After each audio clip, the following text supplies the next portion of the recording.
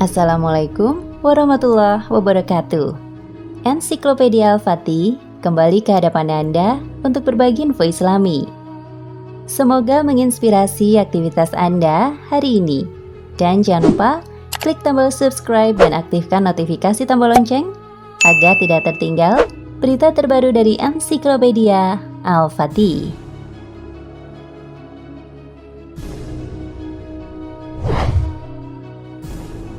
Ummul Mukminin Zainab binti Jahsy radhiyallahu anha adalah seorang wanita bangsawan di tengah kaumnya. Nama dan nasabnya adalah Zainab binti Jahsy bin Raib bin Ya'mar bin Sabrah bin Murrah bin Kubair bin Ghanam bin Dudan bin Asad bin Khuzaimah al-Asadi. Ia lahir 33 tahun sebelum hijrah dan wafat pada tahun 21 Hijriah. Ibunya adalah bibi Nabi Shallallahu Alaihi Wasallam, Umaymah binti Abdul Muthalib. Dengan demikian, dari sisi nasab, Rasulullah dan Zainab binti Jahsy adalah sepupu.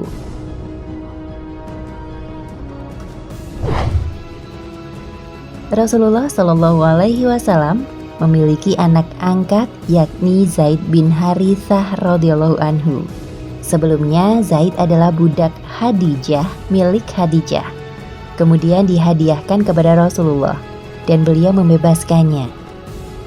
Karena telah cukup usia, Nabi mencarikan seorang yang pantas untuk anak angkatnya ini.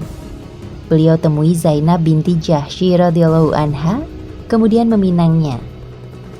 Zainab menjawab, "Aku tidak tertarik menikah dengannya." Rasulullah kemudian berkata, "Tidak, menikahlah dengannya."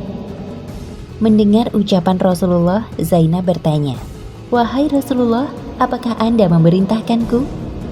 Saat keduanya tengah berdiskusi, Allah Ta'ala menurunkan firman-Nya, "Dan tidaklah patut bagi laki-laki yang mukmin, dan tidak pula bagi perempuan yang mukmin, apabila Allah dan Rasul-Nya telah menetapkan suatu ketetapan, akan ada bagi mereka pilihan yang lain tentang urusan mereka.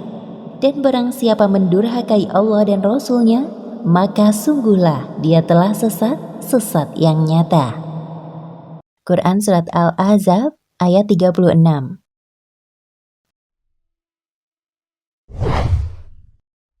Melalui perjodohan ini, Nabi hendak mengajarkan nilai persamaan. Beliau hendak mendobrak tradisi lama dan mengubahnya dengan kemodernan. Tidak ada beda antara seorang bangsawan dengan bekas budak. Islam telah membuat mereka setara dalam kemanusiaan. Yang membedakan hanyalah ketakwaan.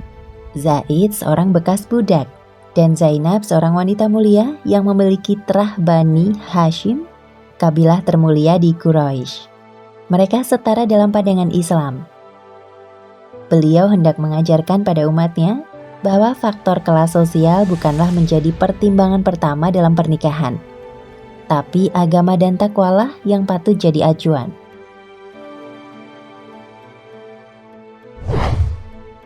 Lihatlah bagaimana ketaatan Zainab kepada Allah dan Rasul-Nya.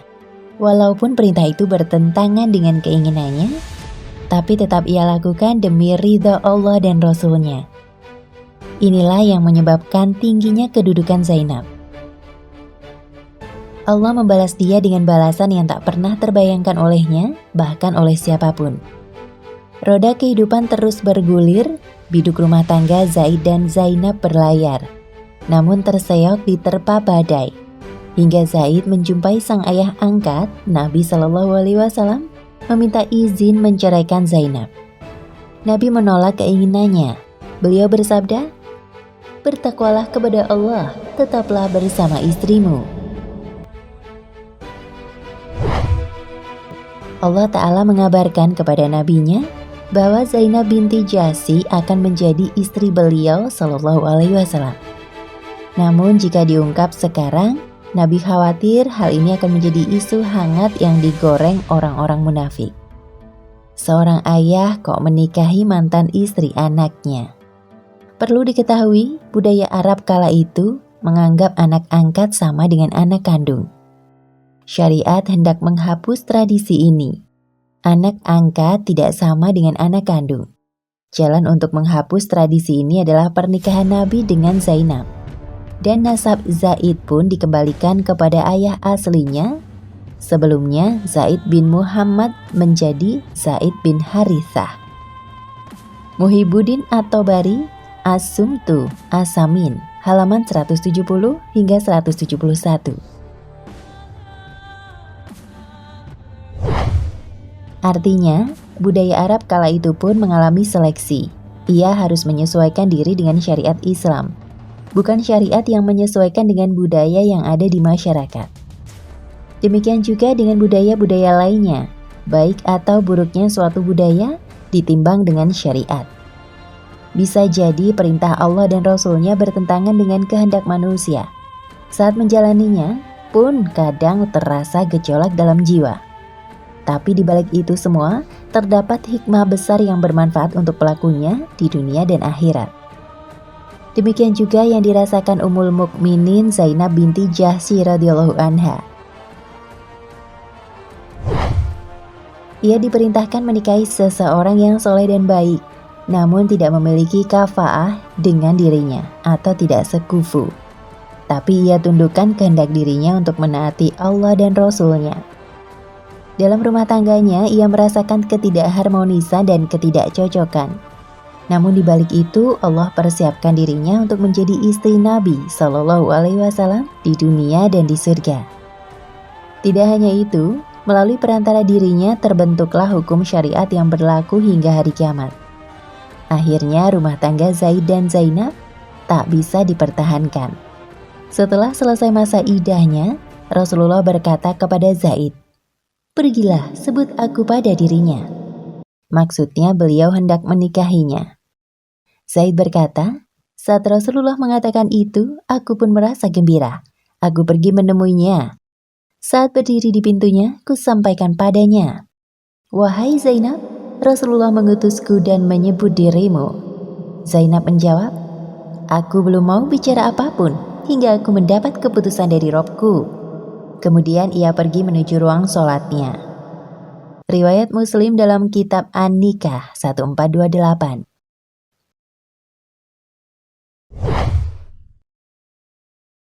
Pesta pernikahan Nabi dan Zainab adalah pesta yang paling besar dan paling utama dibanding pesta pernikahan dengan istri-istri beliau yang lain. Beliau menjamu orang-orang dengan roti dan daging sampai para tamu merasa kenyang semua. Ummul Mukminin Zainab radhiyallahu anha memiliki kedudukan di hati Rasulullah Shallallahu Alaihi Wasallam. Untuk mengetahui posisi Zainab di hati Nabi, bisa kita simak penilaian Ibunda Aisyah. Beliau mengatakan, "Zainab adalah wanita yang menyamaiku dibanding istri-istri Nabi yang lain. Aku tak pernah melihat seorang wanita pun yang lebih baik agamanya, lebih bertakwa, lebih jujur ucapannya, lebih menyambung silaturahim, lebih besar sedekahnya, lebih semangat mengkhidmatkan diri dalam beramal, dan mendekatkan diri kepada Allah dibanding dirinya.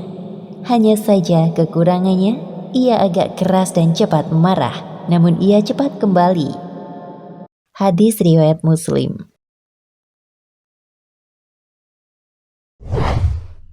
Aisyah radhiyallahu anha berkata, sebagian istri Nabi bertanya kepada beliau, "Siapa di antara kami yang paling cepat menyusul wafat?" Nabi menjawab, "Yang paling panjang tangannya." Mereka mengambil alat pengukur dan mengukur tangan mereka masing-masing. Ternyata yang paling panjang tangannya adalah Saudah. Kemudian kami sadar, yang dimaksud panjang tangan di sini adalah mudah mengulurkan tangan untuk bersedekahlah. Itulah yang paling cepat menyusul beliau, dan Zainab sangat gemar bersedekah. Hadis riwayat Al-Bukhari dalam kitab Az-Zakat 1354 dan Muslim dalam kitab Al-Fadail 2452.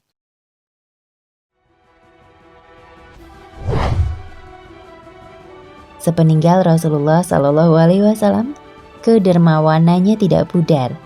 Ia tetap menjadi wanita yang zuhud. Hatinya tak terkait dengan dunia dan perhiasannya. Disebutkan bahwa Umar mengirimkan hadiah untuk Ummul Mukminin Zainab binti Jahsy radhiyallahu anha. Saat hadiah tersebut tiba, Ibunda Zainab berkata, "Semoga Allah mengampuni Umar. Sungguh saudari-saudariku lebih layak menerima pembagian ini dibanding aku. Mereka berkata, semuanya untuk Anda, Zainab. Subhanallah. Ummul Mukminin Zainab binti Jahsy radhiyallahu anha wafat di masa pemerintahan Umar bin Al-Khattab, tepatnya pada tahun 20 Hijriah. Ada juga yang mengatakan tahun 21 Hijriah. Dan saat wafat, usia beliau adalah 53 tahun. Ibnu Jauzi, Syifatu As-Sofah 1-326.